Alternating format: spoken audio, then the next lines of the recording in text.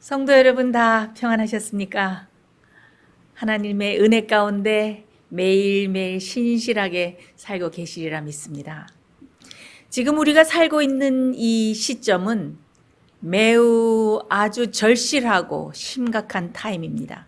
왜냐하면은 지금 하늘과 땅에서 동시에 어떤 일이 이루어지고 있기 때문입니다. 그런데 이 일은 아주 비밀리에 조용하게 일어나고 있기 때문에 많은 사람들이 그 사실을 모르는 채 지나가고 있습니다. 오늘은 이 중요한 주제를 여러분들과 함께 나누려고 하는데 먼저 한 말씀을 읽으면서 서론을 시작해 볼까 합니다. 에스겔 16장 4절로 5절입니다.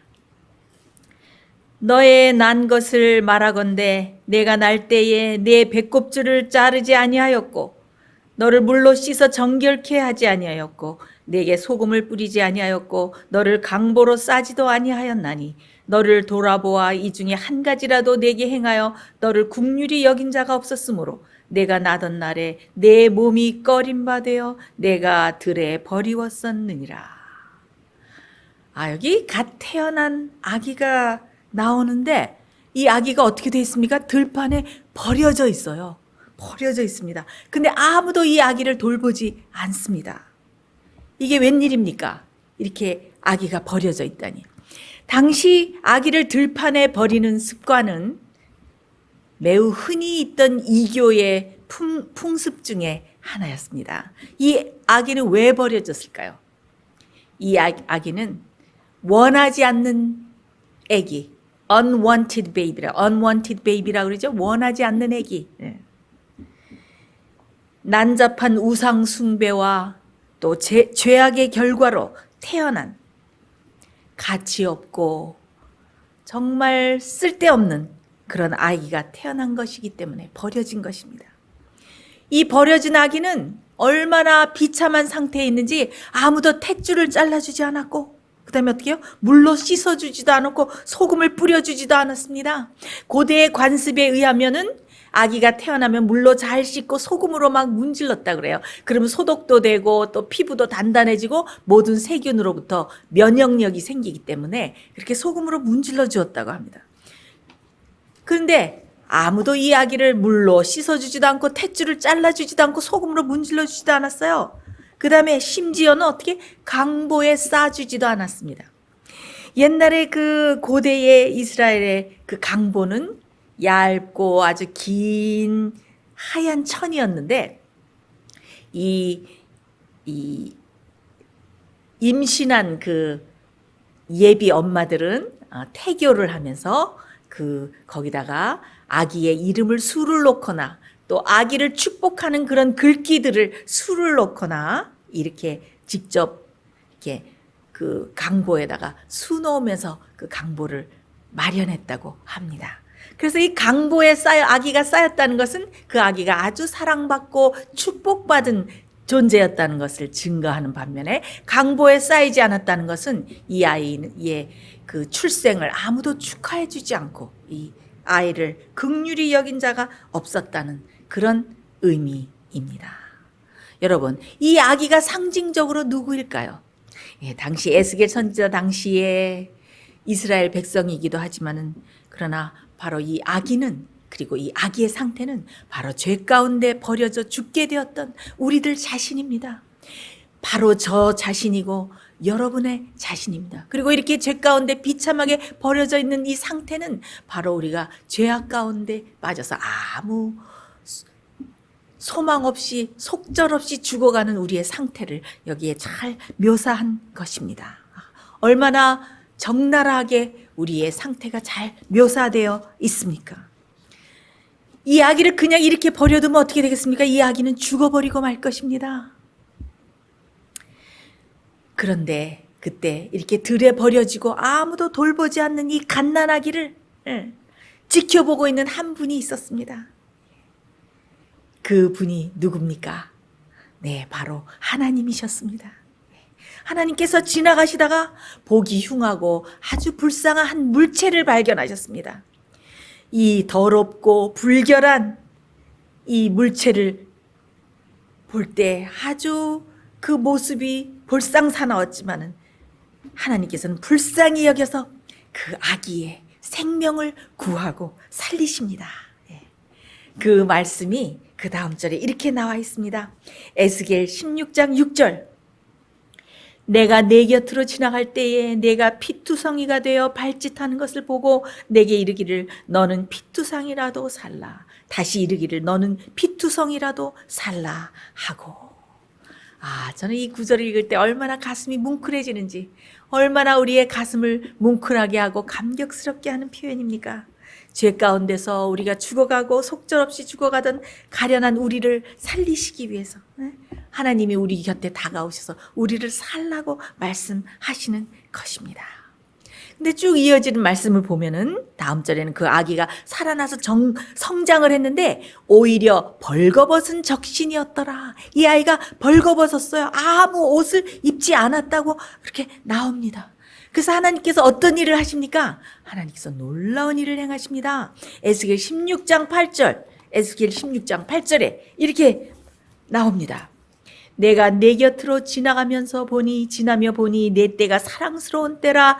내 옷으로 너를 덮어 벌거벗은 것을 가리우고 내게 맹세하고 언약하여 바로 너로 내게 속하게 하였었느니라. 나 주 여호와의 말이니라. 하나님께서 무슨 일을 행하셨습니까? 내 옷으로 너를 덮어 벌거벗은 것을 가리웠다라고 여기 나옵니다. 자, 여기에 옷으로 덮어 가리웠다. 이것은 그냥 단순하게 옷을 덮어서 가리웠다는 그런 뜻이 아닙니다. 이것은 유대인의 언어와 또 유대인의 풍습의 의미로 이것은 옷으로 덮었다. 이것은 바로 청혼하는 것을 말합니다. 결혼하는 것을 말합니다. 그리고 맹세하고 언약했다.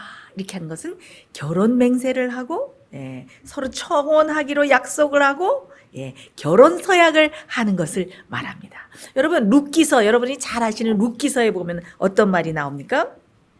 룻의 기업을 물어줄 자가 누굽니까? 누구였습니까? 보아스였죠. 근데 보아스가 룻을 옷자락으로 덮는 그런 기록이 나오지 않습니까? 룻이 보아스에게 이렇게 말을 하죠. 나는 당신의 시녀 룻이오니 당신의 옷자락으로 시녀를 덮으소서. 당신은 우리 기업을 물을 자 됨입니다.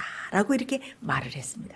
근데 자, 여기서 그 룻이 옷자락으로 나를 덮으소서 하는 이 옷자락이라는 말은 히브리어로 카나프란 말이에요. 카나프. 이 카나프란 말은 옷자락이라는 뜻도 있고 날개라는 이런 뜻도 가지고 있습니다.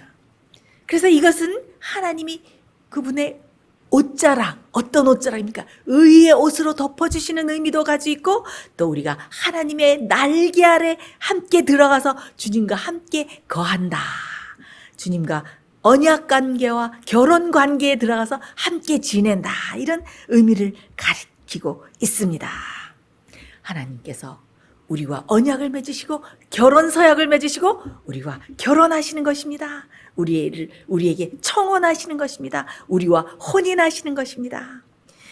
여기서 내 옷으로 너를 덮었다. 내 옷은 무엇일까요? 하나님께서 우리를 덮어주신 내 옷, 하나님의 옷은 무엇일까요? 그것은 의의 옷, 바로 의의 흰 세마포 옷 아니겠습니까? 이렇게 의의 흰 옷으로 우리를 덮어주시고 우리를 의의 날개 아래 함께 거하게 하시는 것입니다. 왜 그럴까요? 우리가 주님과 청혼관계, 결혼관계 들어갔지만 우리가 아직도 너무 부족한 신부이기 때문에 주님의 완전한 아름다운 신부로 되기 위해서 우리를 준비시키시는 것입니다. 우리를 신부 수업을 시키시는 것입니다.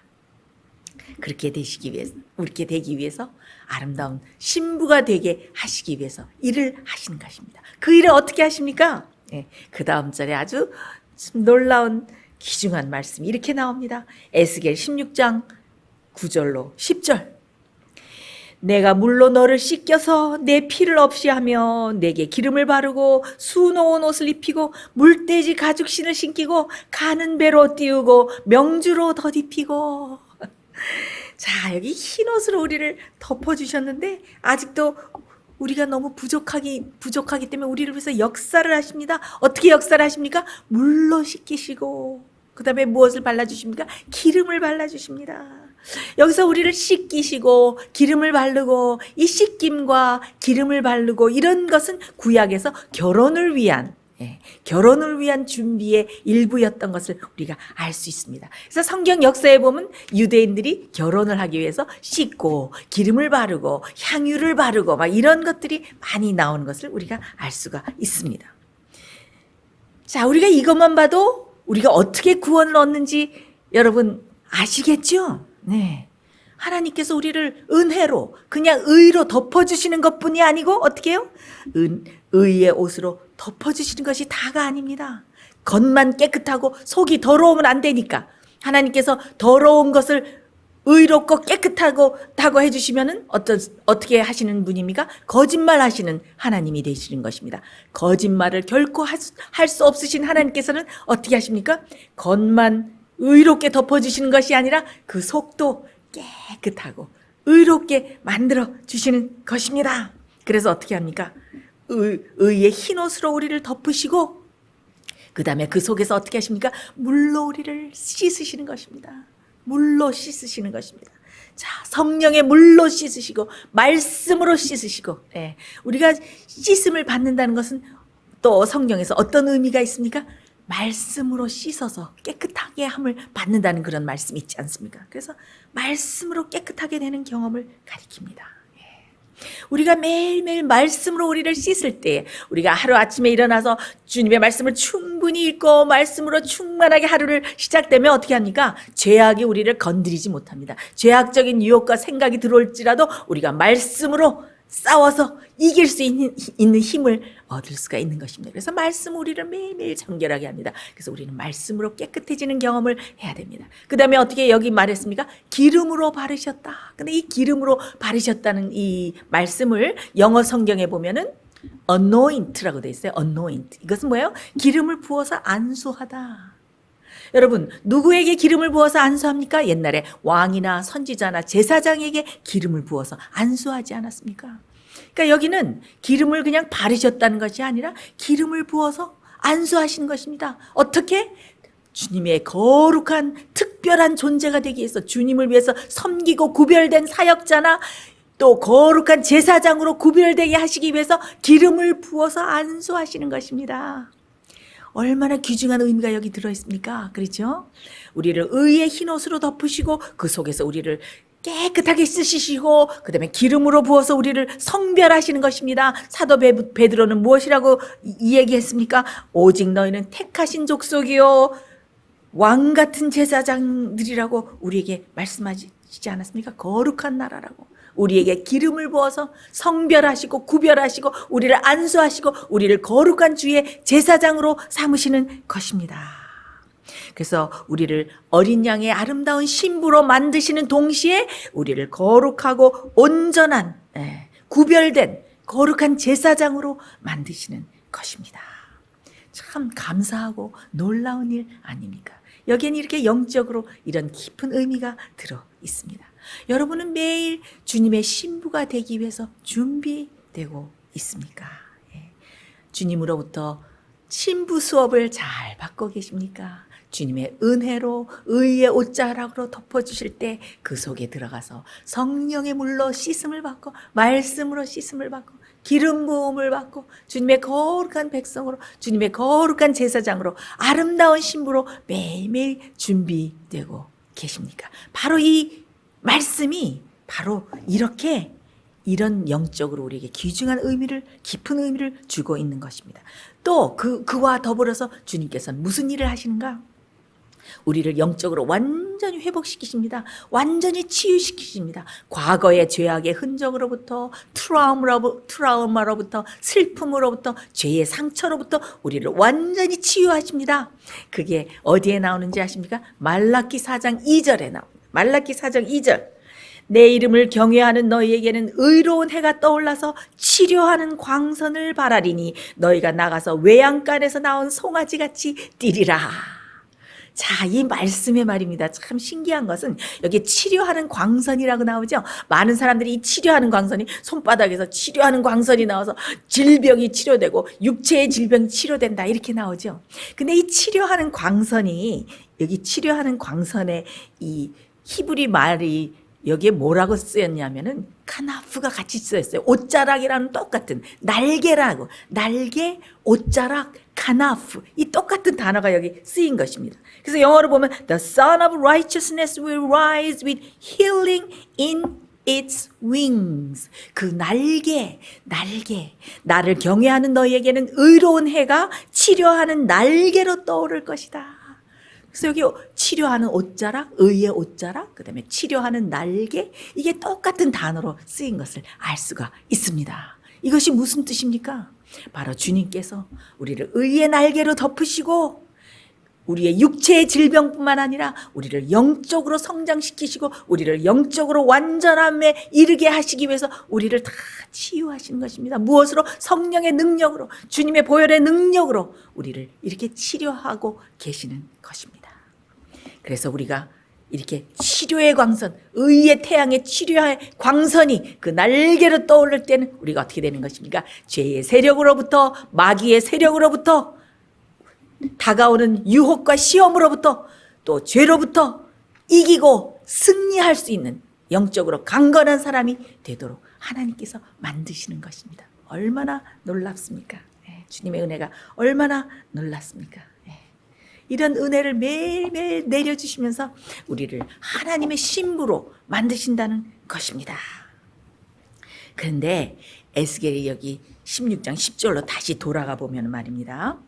우리를 물로 씻으시고 기름을 바르시고 그 다음에 우리를 수놓은 아름다운 옷으로 입히시고 가는 배로 띠를 띄우시고 물돼지 가죽신을 신기시고 명주로 비단으로 덧입히시고 이런 말이 계속 이런 구절이 나오며 우리가 또 보석으로 우리를 꾸미시고 아름다운 면류관을 쓰게 하시고 왕후의 자격으로서 아름다운 왕으로 왕 앞에 나가게 하신다.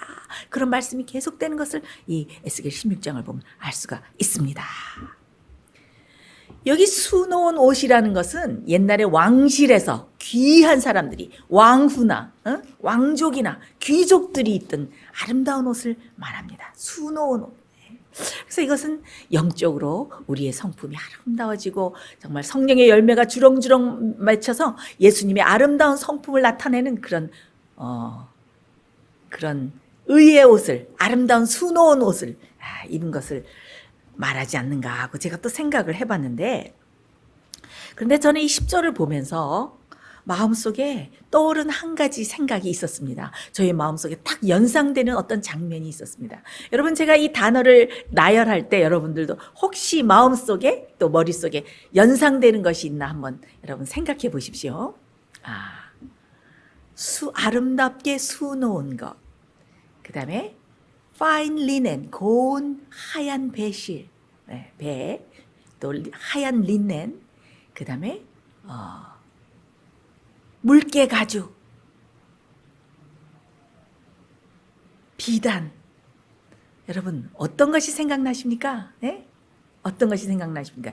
여기 물돼지 가죽이라고 그랬는데, 그래서 영어로 보면은 purpose skin이라고 나와요. purpose skin은 뭔가 하면 돌고래나 물개 가죽이라고 나와요. 여러분, 어떤 것이 연상이 되십니까? 저는 이것을 읽으면서 이거는 꼭 성소에 나오는 것들이다. 이 성소에 나오는데 꼭 이 성소에 나오는 재료들인데 이것이 누구를 상징하는 것입니까? 예수님을 상징하는 거예요. 우리가 성소의 그 장막을 보면은, 옛날에 그 성소제도에서 장막을 보면은 성소 제일 맨 겉에 지붕이 무엇입니까? 물개가죽, 말린 물개가죽, 검은 가죽으로 돼 있지 않았습니까? 그것은 성육신하고 인성을 쓰고 오신 예수님을 나타내지 않았습니까? 그리고 그 수놓은 것들은 어디에 있었습니까? 휘장과, 그렇죠? 휘장문과 또 그 성소 안에 보면은 청색과 홍색과 하얀색과 금실과 이런 걸로 아름답게 수놓은 휘장이 있었고, 또 제사장이 입었던 에봇, 그렇죠? 에봇에도 아름답게 수놓아 있던 것을 알 수가 있습니다. 그 다음에 또 이 가는 배라고 여기 나오죠. 이것은 fine linen, 하얀 하얀 그 리넨을 얘기하는데, 그것은 고운 비단과 같고 명주와도 같고, 그 하얀 것은 곧 흠없는 예수님의 의를 나타내는 것입니다. 그래서 제가 이것을 보니까 이것은 바로 모두 다 예수님을 상징하는 거네. 결국은 예수님의 신부는 예수님을 상징하는 그런 모든 것으로 예수님으로 덧입은 사람들 아닌가. 그렇죠? 예수님의 의로 덧입고, 그렇죠? 또 예수님을 상징하고 대표하는 모든 것으로 다 덮어 씌워진 사람들. 말하자면 예수님을 상징하는 작은 예수들 아닌가. 예수님의 아름다운 신부라는 것은 바로 예수님을 그대로 이 세상에 나타내고 대표하는 작은 예수들 아닌가라는 그런 생각이 들었습니다. 그래서 예수님께서는 이렇게 아름답게 우리를 작은 예수를 표상하는 정말 변화된 아름다운 신부로 만들고 계시는 것입니다. 얼마나 놀라운 변화입니까? 더럽고 피투성이고 정말 불결하게 들판에 버려졌던 이 아기가 주님의 은혜로, 주님께서 주시는 은혜와 또 의로 덮으심을 받고 양육을 받아서 아름다운 주님의 신부, 왕후가 돼서 면류관을 쓰게 하시고, 그 다음에 어떻게 해요? 우리를 씻기시고 성령의 기름으로 부으시고 안수하셔서, 그리고 치료하시고 영적으로 온전하게 만드신 다음에 아름다운 신부가 돼서 누구 앞에? 왕 대신, 신랑 대신 예수님 앞으로 나가게 하시는 것입니다. 얼마나 놀라운 구속의 이야기가 이 속에 들어있습니까? 그런데 사랑하는 여러분, 여기에 우리가 알아야 될 아주 중대한 사실이 하나 있습니다. 그래서 제가 그것을 오늘 설교 제목을 땅과 하늘에서 동시에 일어나는 일이라고 제가 말씀 제목을 붙였는데요. 자, 이렇게 신부가, 아름다운 신부가 왕 앞에, 신랑 앞에 나가는 일이 언제 일어나느냐 하는 것입니다. 말하자면 이 혼인이, 완전한 혼인식이 언제 이루어지는가 하는 것입니다. 여러분, 예수님과 어린 양의 신부인 이 신부가 결혼하는 일이, 혼인하는 일이 언제 이루어질까요? 언제 이루어질까요? 예수님께서 이 땅에 오실 때, 예수님께서 재림하실 때 이 일이 이루어질까요? 그렇습니까? 아닙니다. 아닙니다. 하나님의 신부가, 하나님의 어린 양의 신부가 예수 그리스도와 함께 혼인식을 치르는 때는 언제입니까? 바로 지금입니다. 바로 지금입니다.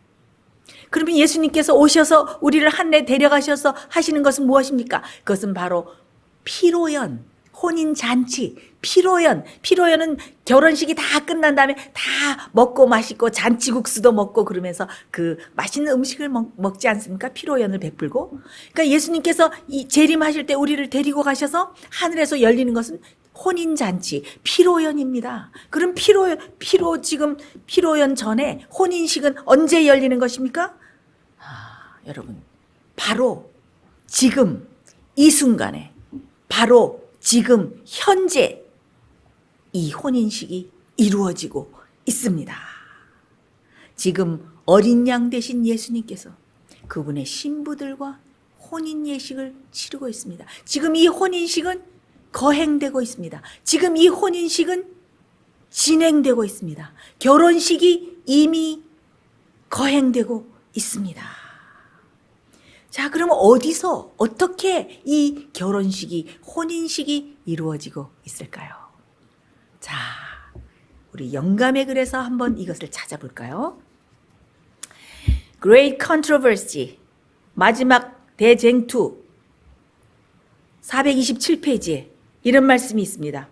그 지정된 시기에는 백성들이 기대했던 대로 신랑이 이 세상으로 오신 것이 아니라 혼인 예식을 위하여 하늘에서 옛적부터 항상 계신 자에게로 곧 당신의 나라를 받으시기 위하여 나가시었다. 예비하였던 자들은 함께 혼인잔치에 들어가고 문은 닫힌지라. 백성들은 직접 그 혼인 예식에 참여할 수 없었다.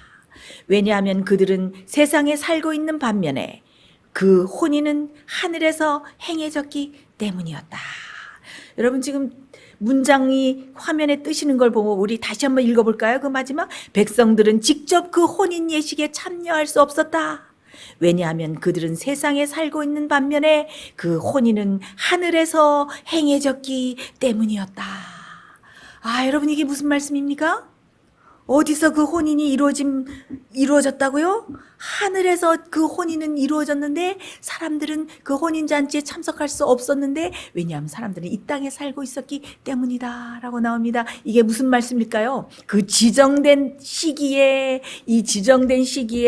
신랑이 이 세상으로 오신 것이 아니었다. 나라를 받으시기 위해서 하나님 앞으로 나갔다. 이게 무슨 말인가 하면은, 우리 1844년에 많은 사람들이 2300주야 다니엘 예언을 연구하고, 1844년에 성소가 정결해진다고 그랬으니까 이 세상으로 예수님이 오시겠구나. 그래서 많은 사람들이 재림운동을 하고 예수님께서 1844년에 오신다고 예수님을 기다렸지 않았습니까?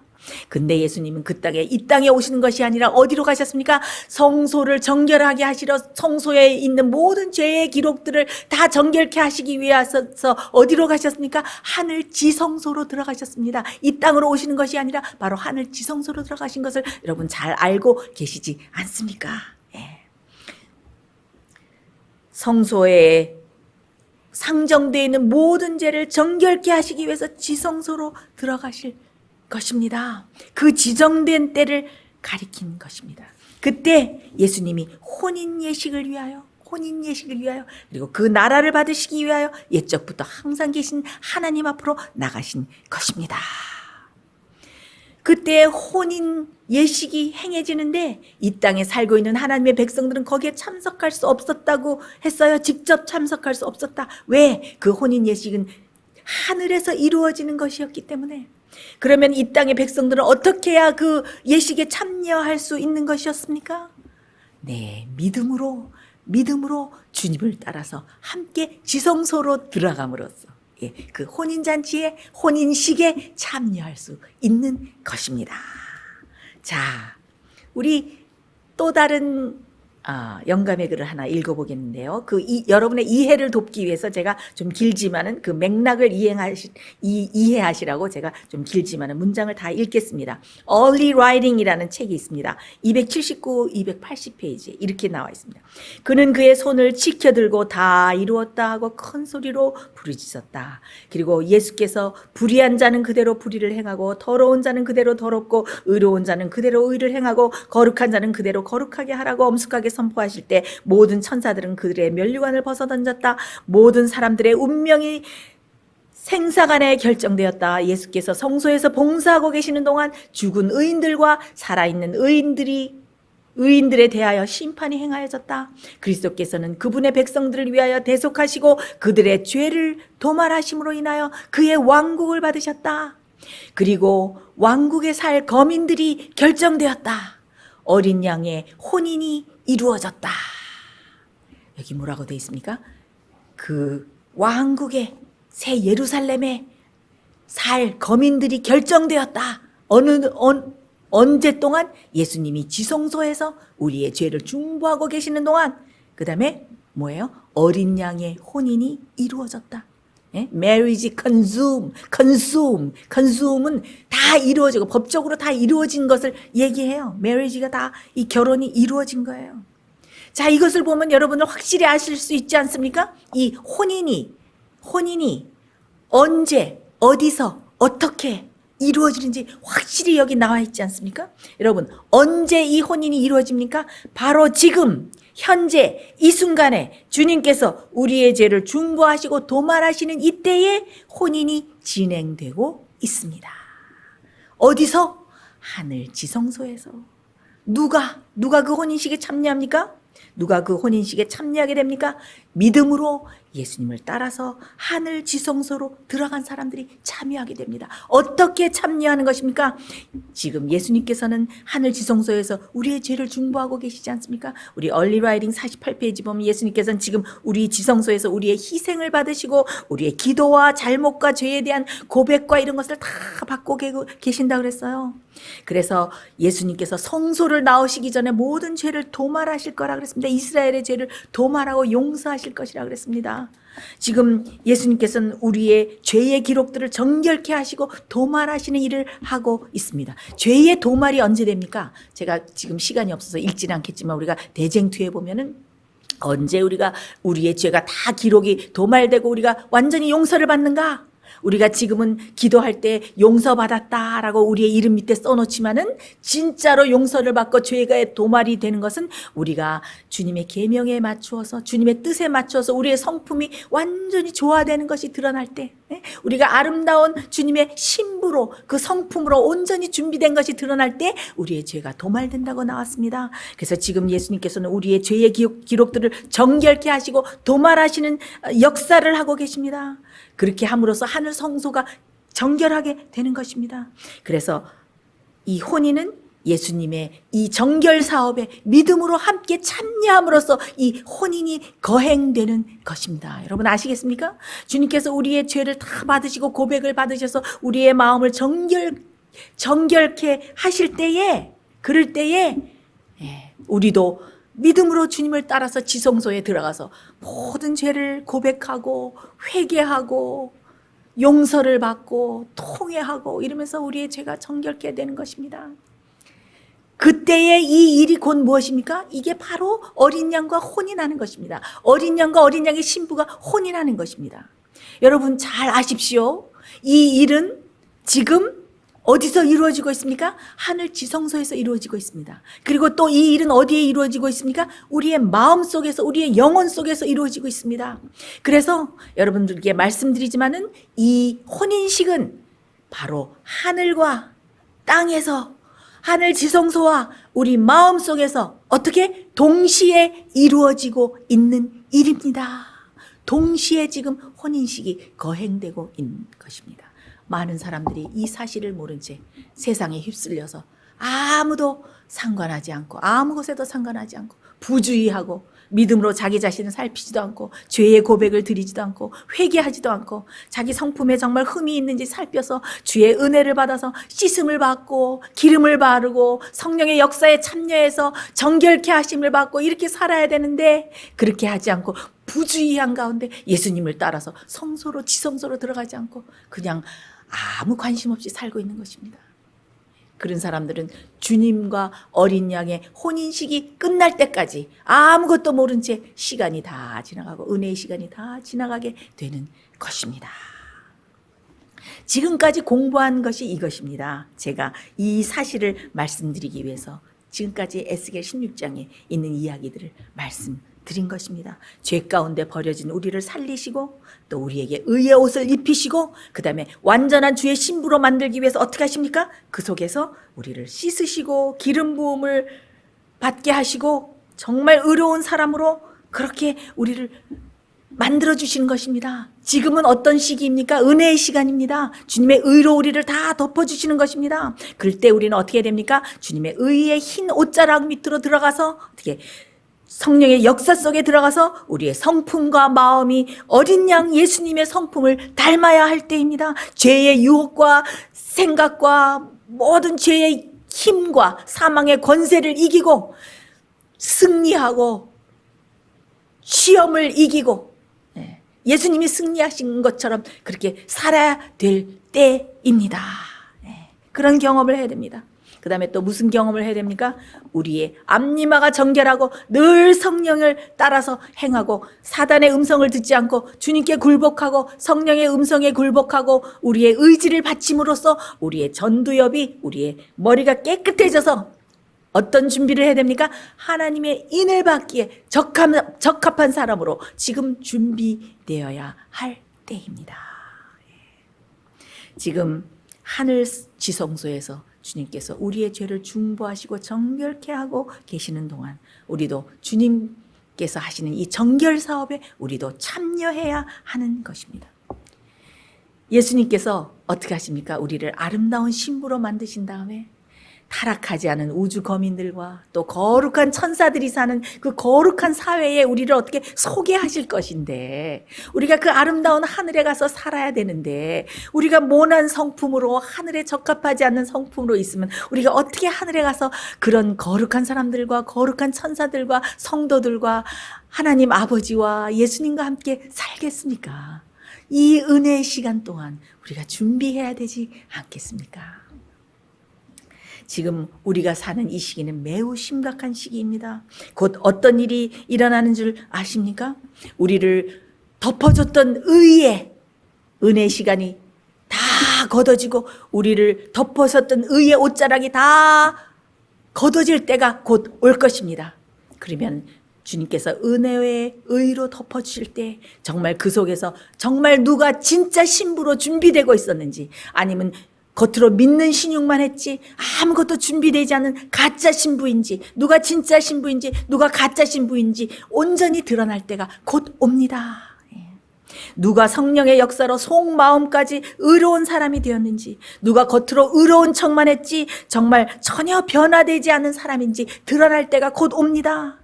또 누가 하나님의 인을 받을 만한 장성한 분량의 믿음과 성품을 이뤄냈는지 드러날 때가 곧 옵니다. 여러분, 세상에 일어나는 징조와 또 세상에 일어나는 그 모든 정세들을 살펴보십시오. 예수님의 재림이 얼마나 가까웠고 은혜의 시간이 끝날 때가 얼마나 가까웠습니까? 머지않아서 하늘 성소에서 주님께서 중보와 혼인식을 마치시고 주님께서 나오실 것입니다. 그러면 각 개인의 어떻게 됩니까? 각 개인의 은혜의 시간이 다 끝날 것이고 이 세상의 은혜의 시간이 곧 끝날 것입니다. 주님이 이 세상을 심판하실 때가 오는 것입니다. 주님께서는 중보하시는 일을 마치면은 주님께서는 제사장의 예복을 벗으시고 그 다음에 복수의 옷으로 갈아입으신다고 그랬습니다. 복수의 옷으로 갈아입고 불의를 하는 자는 그대로 불의를 행하고, 더러운 자는 그대로 더럽고 의로운 자는 그대로 의를 행하고 거룩한 자는 그대로 거룩되게 하라. 향로를, 금향로를 집어던지시고 우리의 중보를 마치실 때 은혜의 시간이 마치게 되는 것입니다. 마지막으로 우리가 성경 말씀을 하나 읽겠습니다. 이사야 62장 4절. 다시는 너를 버리운 자라 칭하지 아니하며 다시는 내 땅을 황무지라 칭하지 아니하고 오직 너를 헵시바라 하며 내 땅을 뷸라라 하리니 이는 여호와께서 너를 기뻐하실 것이며 내 땅이 결혼한 바가 될 것임이라. 자, 이사야 선지자는 회복된 새 하늘과 새 땅에서 우리가 불리어질 명칭을 뭐라고 말했습니까? 헵시바와 뷸라라고 여기서 말하고 있습니다. 이 헵시바와 뷸라의 뜻이 무엇인지 아십니까? 이 헵시바와 뷸라는 하나님께서 기뻐하시는 여자, 하나님과 결혼한 아내라는 뜻을 가지고 있습니다. 성경은 하나님의 교회, 곧 하나님의 참 백성을 그리스도의 신부라고 부르고 있지 않습니까? 또 새 예루살렘을 그리스도의 신부, 신랑을 위해서 단장한 신부로 묘사하고 있지 않습니까? 자, 은혜의 시간이 마치기 전에 우리는 주님과 결혼한 사람들 헵시바와 뷸라로 준비되어야 합니다. 주님과의 끊을 수 없는 혼인, 아주 굳은 결혼관계, 언약관계, 혼인관계로 들어가 있어야 됩니다. 그 의의 옷자락으로 은혜로 덮어주실 때 우리가 그 속에서 정말 의롭고 깨끗하고 점도 없고 흠도 없는 그런 아름다운 신부로 만들어져 있어야 됩니다. 사랑하는 성도 여러분, 주님께서 이제 곧 은혜의 흰옷을 거두시고 혼인잔치 피로연을 개최하시기 위해서 재림하시려고 하는 바로 그 직전에 우리는 살고 있습니다. 이제 곧 하늘 중보를 마치시고 은혜의 기간 동안 준비되지 않은 사람들을 심판하시고 또 이 세상의 최종 심판을 집행하시기 위해서 이 세상에 모든 회개하지 않은 사람들에게 심판하시기 위해서 복수의 옷을 입으시고 이 지성소에서 나오실 것입니다. 그러면 이 땅 위에는 말할 수 없는 환난과 재난이 일어나게 될 것입니다. 그러나 다 준비된 어린 양의 신부는 어떻게 됩니까? 늦음이 성령을 받고 하나님의 인을 받고 환난을 넉넉히 이기고 승리해서 아름다운 신부로 하늘에 가서 그 혼인잔치 피로연에 참석하게 될 것입니다.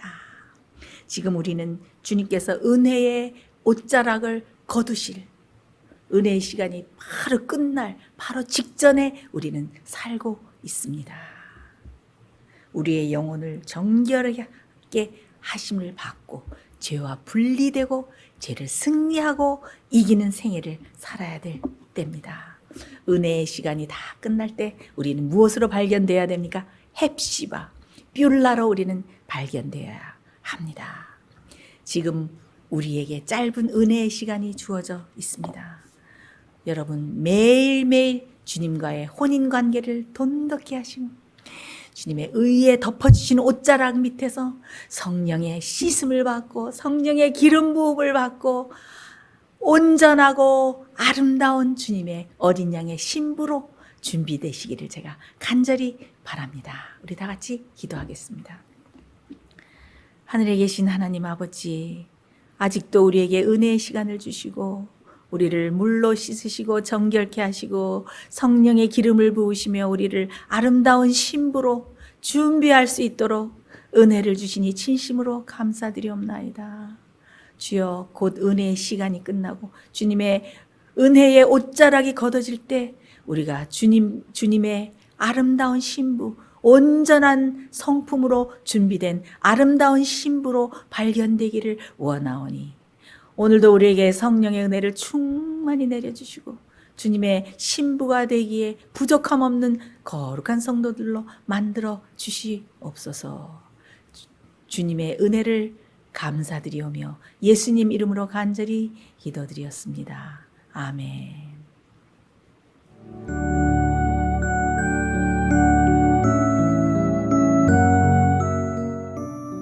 예수님의 재림이 가까워오고 있습니다.